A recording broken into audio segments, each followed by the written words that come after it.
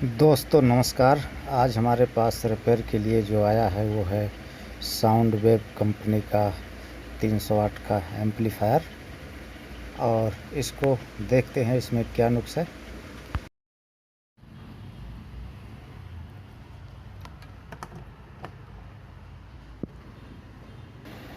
तो ग्राहक का कहना है कि ये ऑन नहीं हो रहा है, और हमने भी कोशिश करके देख लिया, ये ऑन नहीं हो रहा है। इसकी पावर स्विच में कमी दिख रही है। पहले हम इसकी एसी केबल को चेक कर लेते हैं। मल्टीमीटर को कंटिन्यूटी मोड में करके बजर मोड में चेक कर लेते हैं। कुछ नहीं बता रहा है।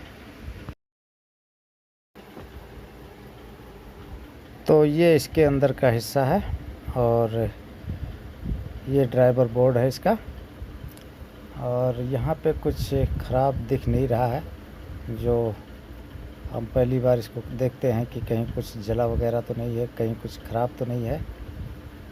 तो रेजिस्टेंस वगैरह सब साफ़ सुथरी दिख रही हैं।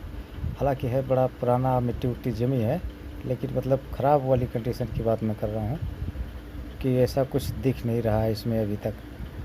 तो फ़िलहाल हम पावर स्विच को ही मान के चल रहे हैं अभी तक कि उसी में दिक्कत है। तो उसको निकाल के डायरेक्ट करके देख लेते हैं। तो यहाँ आपको पेचकस से दिखाता हूँ कहाँ पे इसका ऑन ऑफ स्विच लगा है। इस जगह पे लगा है, और ये बाहर को निकल जाएगा। इसमें छोटा छोटे लॉक लगा होता है दोनों साइड में, तो बाहर पेचकस से निकालेंगे तो निकल जाएगा। तो करंट बंद करने के बाद ऐसा करते हैं।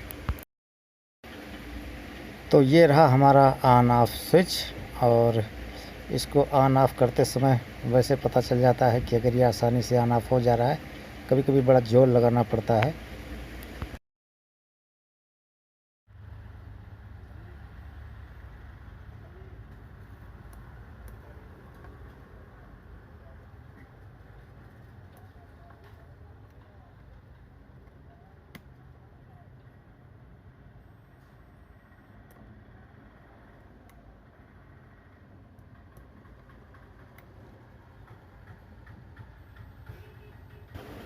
तो आपने देखा, इसको कभी कभी ये ऑन बता भी देता है। इसकी पिनें जब हिलती डुलती हैं, इसमें 2 पोल होता है।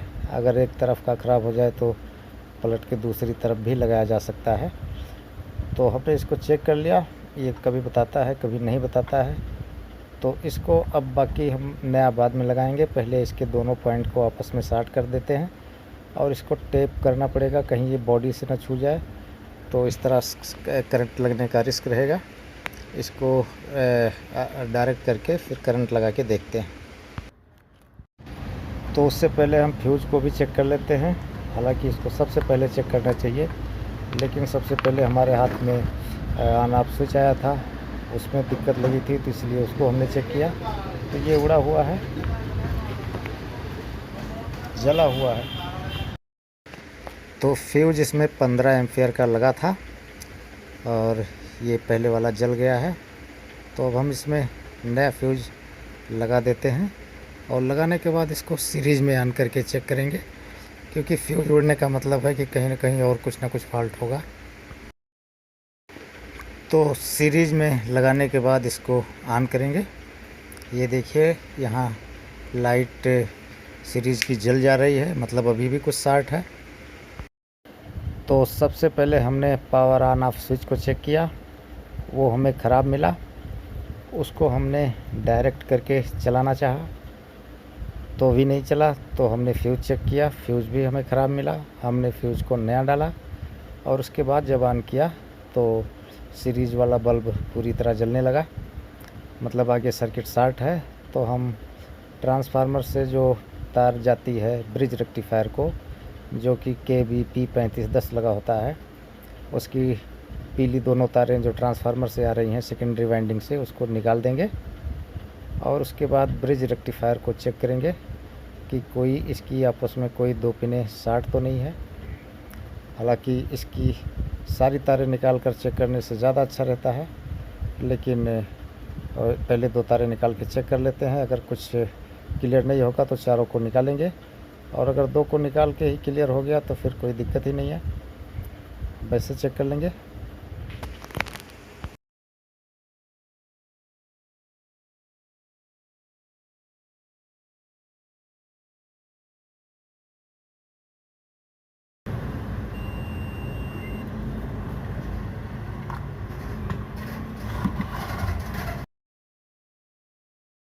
तो ब्रिज रेक्टिफायर शॉर्ट है, बजर पूरी तरह बज रहा था, इसीलिए हमें सीरीज वाला बल्ब पूरी तरह जलता हुआ दिखाई दे रहा था।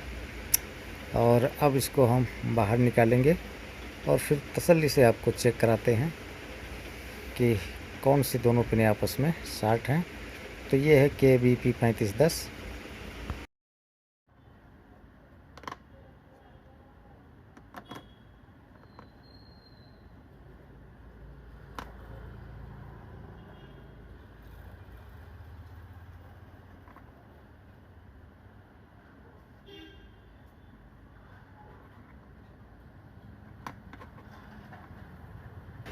तो यहाँ आप दो ब्रिज रेक्टिफायर देख रहे हैं, इनमें एक नया है और एक इसमें से जो निकाला है ख़राब वाला वो है। और आप ध्यान से देखेंगे तो इस पर एक जगह प्लस का निशान बना होगा और एक जगह AC का प्लस का निशान बना होगा और AC लिखा होगा। तो जो प्लस वाला होता है उसके ठीक अपोजिट कोने पर माइनस होता है और जो AC लिखा होता है उसके ठीक अपोजिट कोने पर ही AC होता है। तो हम इसको लगाएंगे।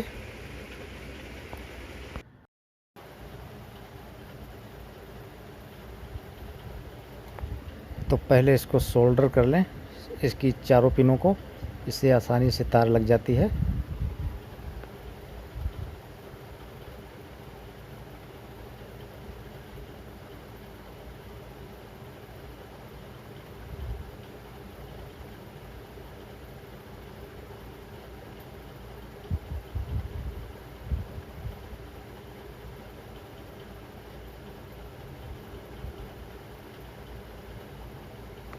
आपने देखा बिल्कुल आमने सामने AC वाला पॉइंट था।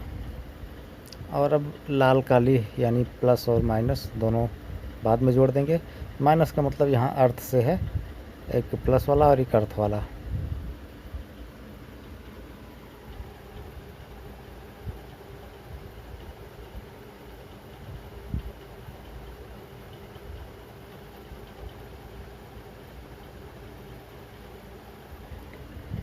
इस पे अभी हमें थर्मल पेस्ट भी लगाना था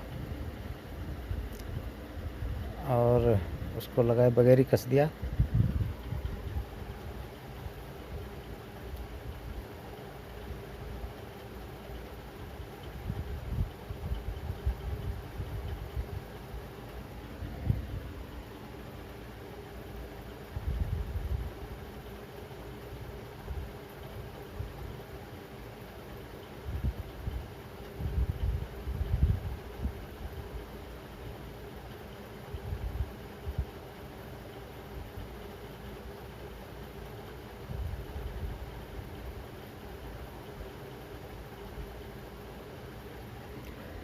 तो ये है हीट सिंक कंपाउंड पेस्ट। इसको पहले लगा लेना चाहिए था लेकिन अभी ध्यान आ गया, ठीक है।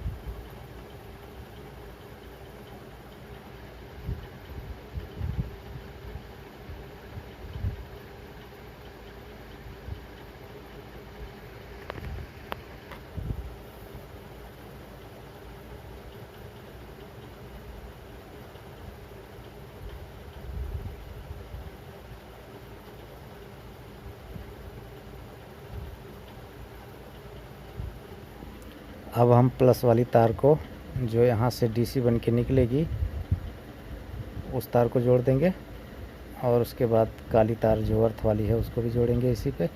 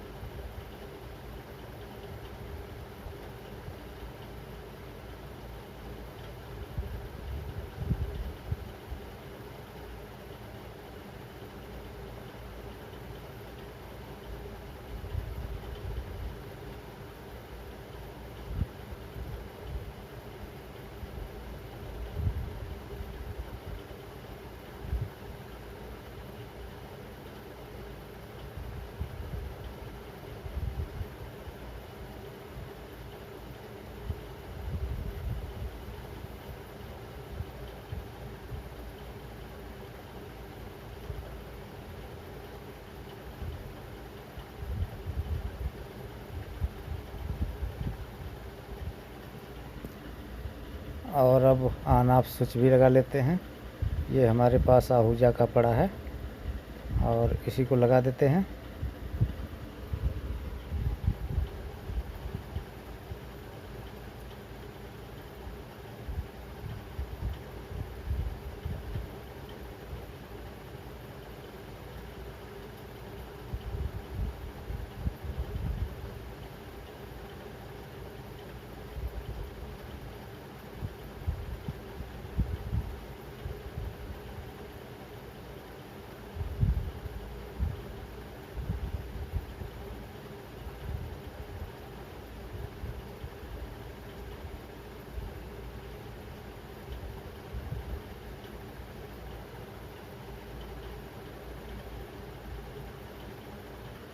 ऑन ऑफ स्विच को लगा दिया है और ऑन करके देखते हैं। अब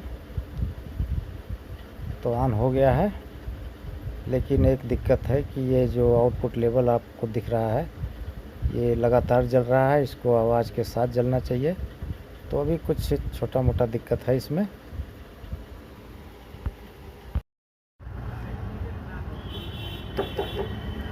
हेलो।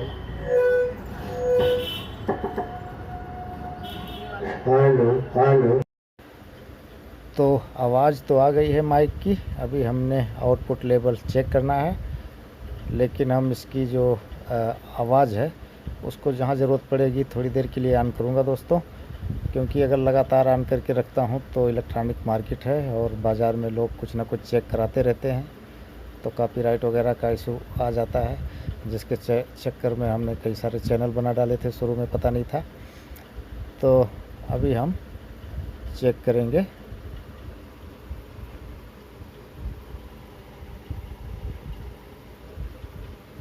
यहाँ पे आप देख रहे हैं ये प्रीसेट है जो हमने उस पे से निकाला है,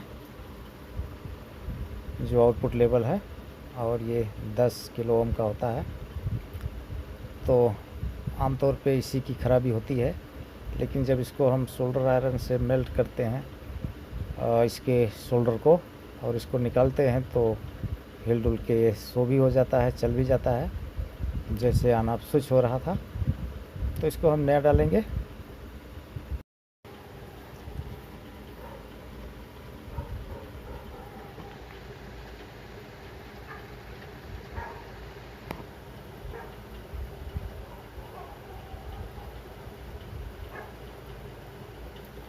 तो ये हमारे पास जो है ये 20 किलो ओम का है और इसको लगा देते हैं।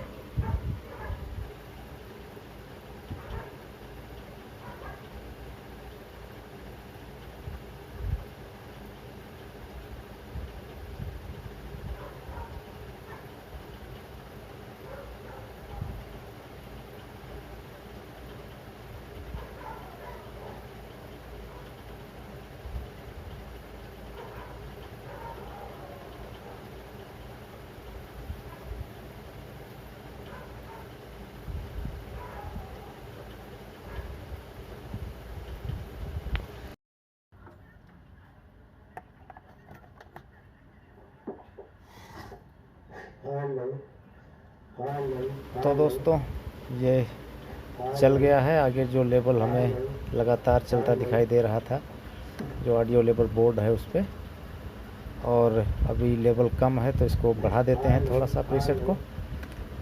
तो अभी ये सही हो गया है दोस्तों, और फिर मिलते हैं किसी और वीडियो में। तब तक के लिए नमस्कार।